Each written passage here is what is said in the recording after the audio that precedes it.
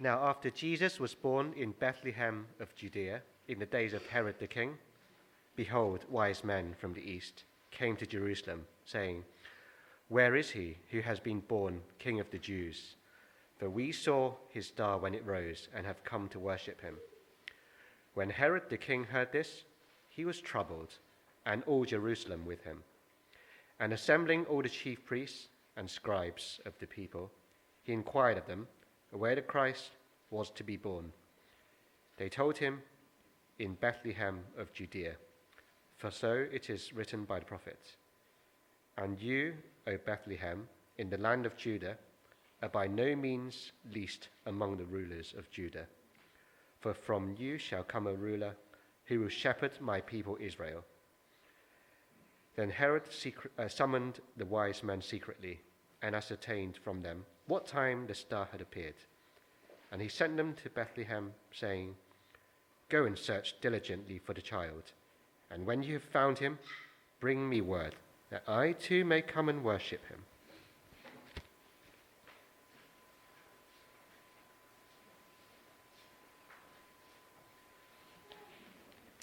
Great. Well, at this time of year, people do things that are rather surprising. People do things perhaps that you might not expect. Let's have the first slide. You know, sometimes you have people who are, next one along, people who are very sensible, take a lot of thought and care about what they wear. And yet when it comes to this time of year, the next slide, people wear all kinds of crazy things. In fact, I can see some of you wearing crazy things today. The Christmas jumpers come out. Or perhaps you have neighbours, the next slides, who are very boring. You know, they're very quiet. They cut their grass. They clean their windows. They don't do much other than say good morning to you when they come. And then again, when it comes to this time of year, they go crazy. Christmas lights galore. It makes it amazing. Christmas time is a time when people do rather unexpected things, surprising things. And it's been like that from the very first Christmas. Today we're going to be looking back, as we've just read, at that true story, the account of when the wise men met Jesus. And it's full of people doing very strange things. So let's see how this story starts. Let's look at who the main characters are. If you've got your Bibles, I'm going to read from verse 1. "Now after Jesus was born in Bethlehem of Judea, in the days of Herod the king, behold, wise men from the east came to Jerusalem, saying, 'Where is he who has been born King of the Jews? For we saw his star when it rose and have come to worship him.'" Okay, so there we find Jesus. And then the two other main sets of characters are firstly the wise men. We kind of know them as the wise men or the magi, or sometimes kings, although that's probably not right. And the wise men, the magi, meet King Herod in his palace. And these groups couldn't be more different. King Herod and the magi are completely different to each other. And in this first part of the talk, we're going to look at Herod. Okay, here he is. He's kind of sat on his throne there on the left. This is King Herod. And the second part, we're going to look at the wise men. And the first thing to realize is that Herod was the king of God's people. We're told that here he was king. He was the king of Judea, which was that area which was the home of God's people. And in case you're wondering, yes, he really was a real person in the next slides. So this is where he was buried. This is his tomb. You can go and visit it today if you want. All people agree he was the king when Jesus was born. And Herod really knew his stuff. He was educated in the Jewish religion. And he knew that a long time ago, God had promised that he was going to send a king. He was going to send a king who was going to rescue God's people, and he was going to rule forever. He was called the Christ. And so when the wise men came to him and asked, "Where is he who has been born King of the Jews?" Well, he asked his advisors. If I go back to the next one. He asked so here he's assembling all the chief priests and the scribes of the people. inquired of them where the Christ was to be born. Now, I don't know if you spotted as I read those two verses the difference. Okay, the wise men came and said, "Where is the one born King of the Jews?" And Herod asked his advisors where the Christ was to be born. See, King Herod was king of God's people, but he wasn't born the king, he was made the king. Whereas he knew that if this king had been born, well, it must be the Christ. He knew, and of the next slide, that this baby was the Christ, the king that God had promised to send. So Herod clearly knew his stuff. He was surrounded by the best Bible advisors. And so he calls them in, every single Jewish expert. Where was this Christ going to be born? And you know what? In that Bible quiz that we just did, if there'd been a similar one, King Herod, he would have done really well. He, with all his religious advisors, he probably would have got every single one of them right. And they together, they work out where this Christ was to be born. And they found this prophecy tucked away in the Old Testament. And it's there in verse 5.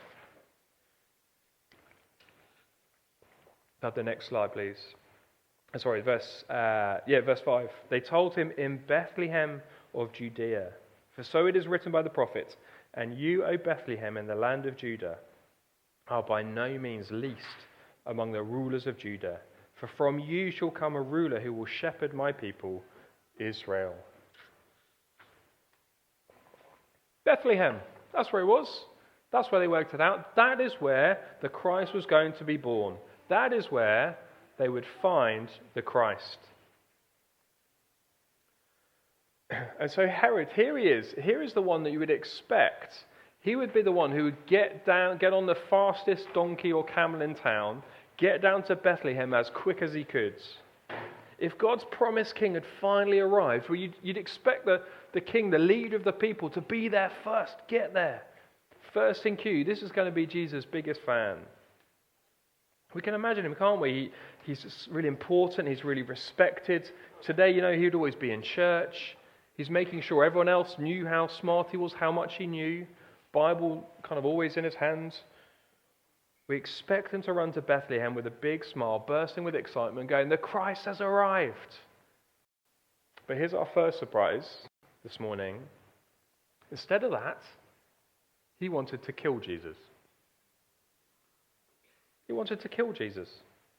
The next slide, verse 13, we haven't read this one yet, but it's talking about the wise men. After they had departed, behold, an angel of the Lord appeared to Joseph in a dream and said, "Rise, take the child and his mother, and flee to Egypt and remain there until I tell you. For Herod is about to search for the child to destroy him." Whoa. What? Why? Herod doesn't want God's king in his life. He wants to be the king of the country. He wants to be king of his own life. He doesn't want somebody else coming and telling him what to do. It's a surprise here. A surprise that the one who knows so much would expect to be there, and actually wants to kill him. It is a surprise, but I think we can all understand that as well. Because I think we all know that feeling of wanting to be in charge.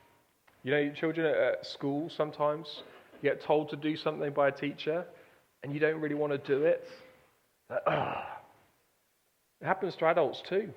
Perhaps in their workplaces or the government. Somebody tells us things that we don't want to do. We don't always like it when other people are in charge of us. We like to be in charge of ourselves. We like to be kings and queens of our own lives. And like Herod, it is possible to know loads and loads and loads about Jesus and yet not want him to be part of our lives. See, you might have answered every single question right in our quiz. You might know the Bible really, really well. But there is a big difference between knowing the Bible well and knowing Jesus for ourselves. So that's Herod, the one who we expect, who really should, who knew so much and yet wanted to kill Jesus, didn't want anything to do with him. In the next part of the talk, we're going to look at the wise men and see the way that we should respond. But before we do that, we're going to sing our next carol. It's Matthew 2, verse 9 to 12. After listening to the king, they went on their way, and behold, the star that they had seen when it rose went before them, until it came to rest over the place where the child was. When they saw the star, they rejoiced exceedingly with great joy. And going into the house, they saw the child with Mary his mother, and they fell down and worshipped him. Then opening their treasures, they offered him gifts, gold and frankincense and myrrh. And being warned in a dream not to return to Herod, they departed to their own country by another way.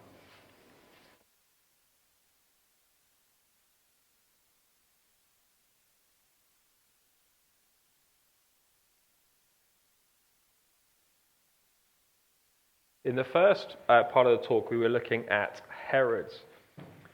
Here we go, that's got it. And Herod, we saw, despite the fact that he was the king of God's people, he was surrounded by the best Bible advisors, he really knew his stuff.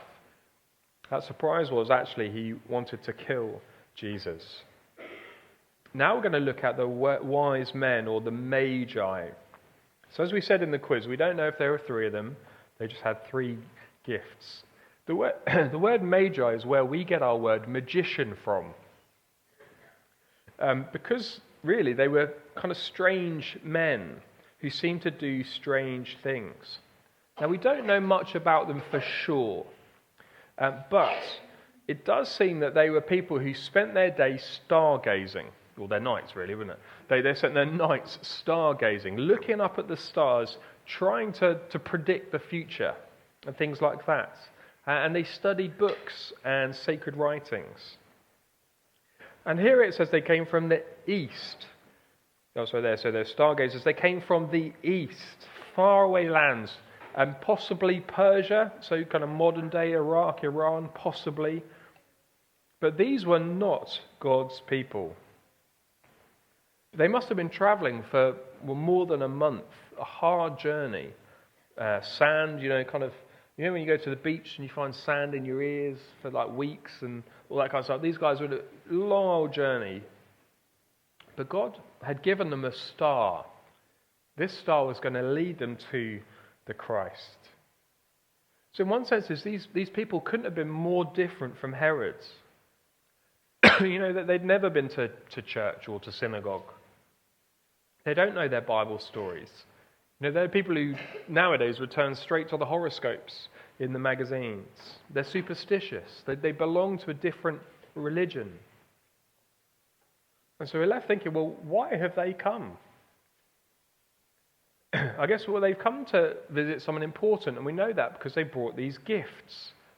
But, so nowadays, if our Prime Minister goes to another country and goes on an official visit, they might bring a gift, a sign of respect for the person that they're visiting.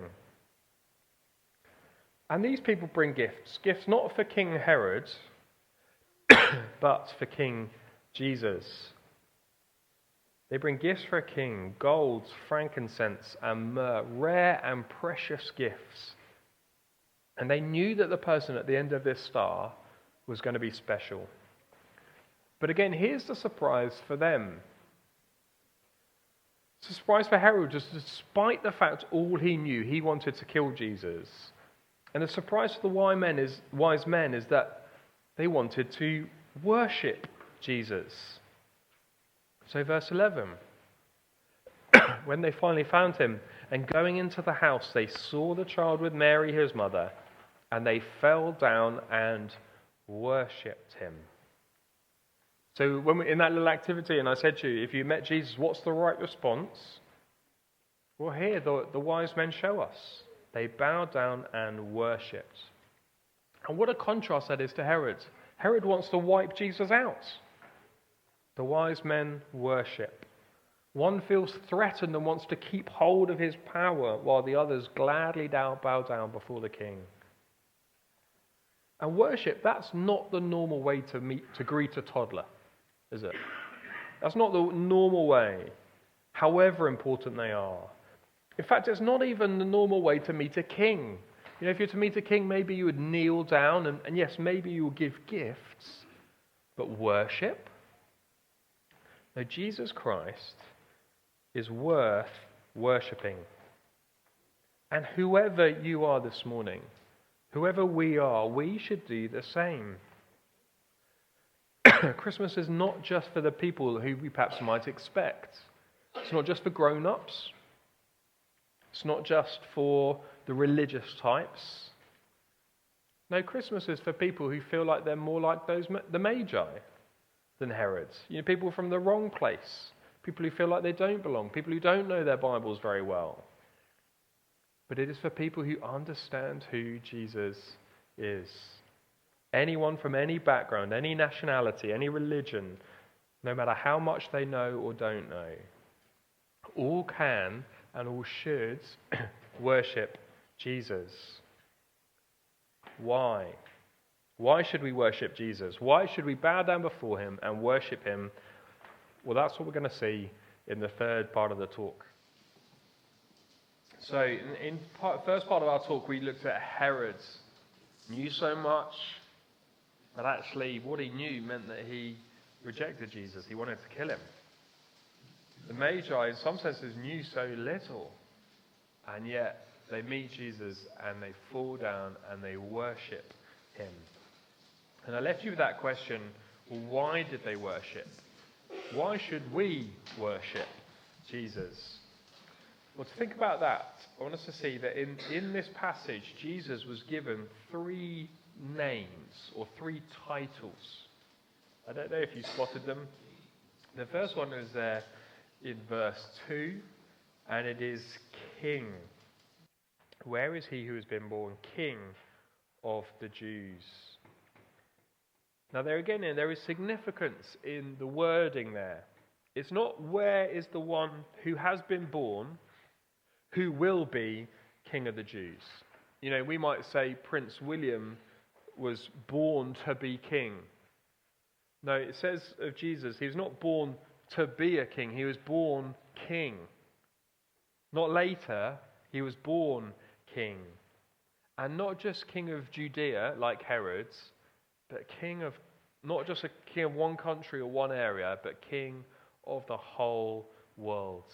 Jesus is the absolute king, the absolute ruler over everything. As God himself, all of creation answers to Jesus.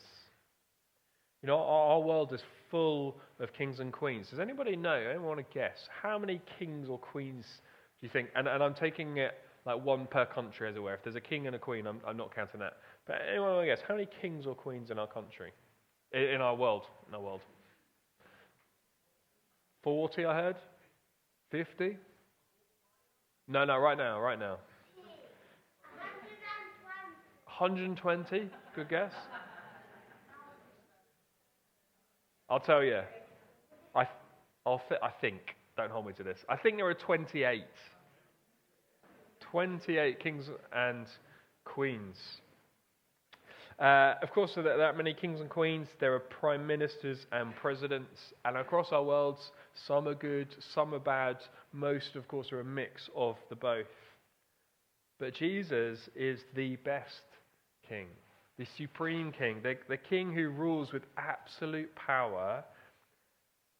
But not only with absolute power, but rules perfectly for the good of his people. He is king.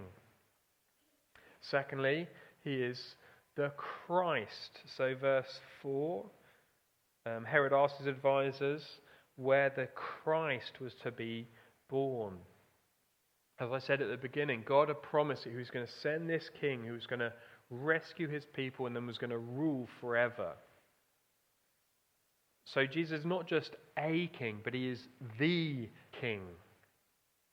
Again, in our country, the king or queen, that runs in the family. In fact, of all those kings, there are 2 countries, which I don't know, there are 2 countries where the monarchs are actually elected. You know, but Jesus was chosen by God. He's the king. This is the one who's going to rescue his people. And he was going to do it by the most surprising of ways. He is the king. He is the mighty one. He is the powerful one, the ruler. And he saved his people by laying down his life. That humility that Jesus showed in being born in a manger and laid in a cot, that humility was followed through his whole life, even to his death. Laying down his life, taking the punishment that his people deserved for rejecting God. He came to rescue, and he is the king who's going to rule forever, perfectly, his people. So Jesus is a king, and not just a king, he is the king, he's the Christ. And then the third title we find is there in verse 6. In that Old Testament prophecy where it says, he will shepherd my people Israel. This shows us what kind of king Jesus is. Jesus came to care like a good shepherd, who puts his flock, the needs of his flock before his own. Well, that's why he died, to protect his people so that we can be safe. And he now rules, that perfect king, providing for his people, protecting his people. And this is what makes King Jesus so worthy, not just to be respected, but to be worshipped. Lots of kings and queens are worthy of our respect. We should give them nice gifts if we met them, whatever. But none are worthy of falling on our knees and worshipping. But Jesus is. Jesus is. Could there be any better king? Anyone else? Anyone better to worship? In fact, how could we not worship the one who is like this? I said earlier that we don't always find it easy to have someone, as king over us. We don't always find it easy having people over us. But when a king or a queen is good, it is good to be under their rule. And that's true for an earthly kingdom. If you have a good king, to be part of that, or good queen, to be under that kingdom, it brings safety, it brings security. And Jesus is the best king. He's the Christ. He's the shepherd. He brings that safety and security that we all long for. Our world is shaky. It is uncertain. But Jesus, when we have Jesus as our king, he brings that security. Jesus rescued us from sin and death, and he promises to keep his people. He's the best king to have. He is worthy of our worship, and it is great to have him as king.